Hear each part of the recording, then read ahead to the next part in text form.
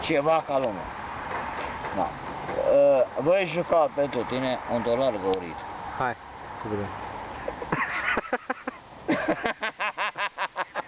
Hai, zic $1. Degeaba te râzi, dar asta a fost turnată în anii 1970. $1 găurit. Știu. Hai. O astfel de filmare și cât costă? Cât?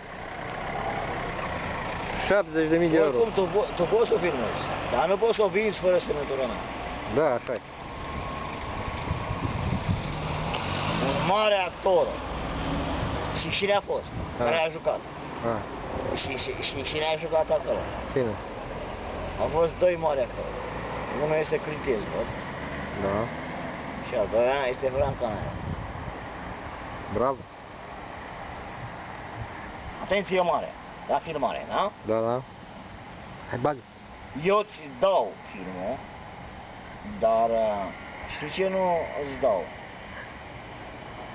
Capacitatea de a-l vinde.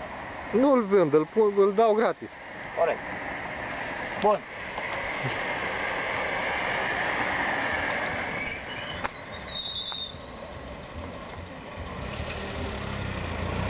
Rămâi, te rog, cât ridic mâna dreaptă, bine, ca să mă pregătesc eu. Hai, fă.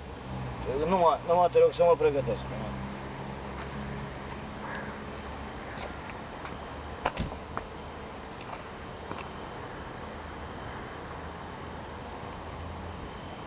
Scoate pistolul. Hai, merg să probăm eu.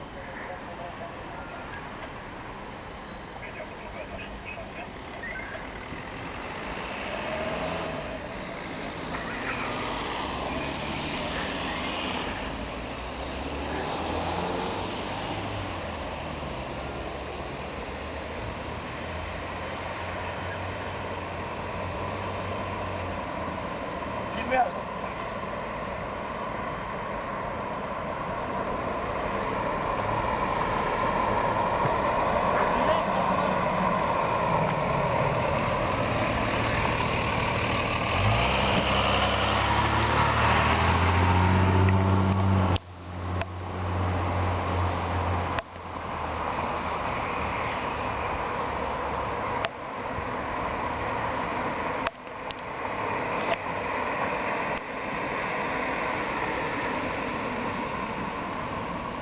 Hai, execută ceva. Că se termină filmul.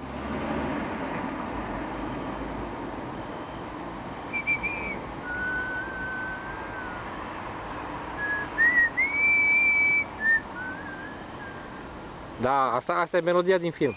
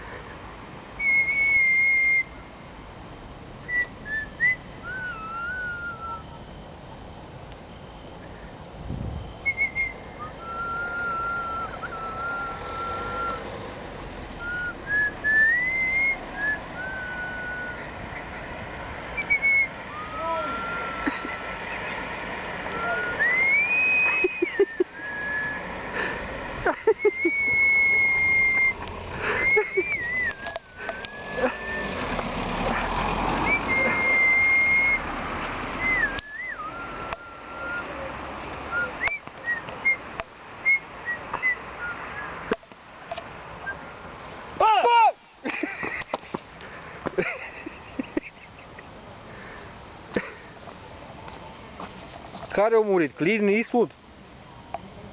Filmează. Gata filmare. A, gata. Cine e gata, spune-te. Gata, gata, hai. Hai. Stai acolo, stai acolo, stai acolo.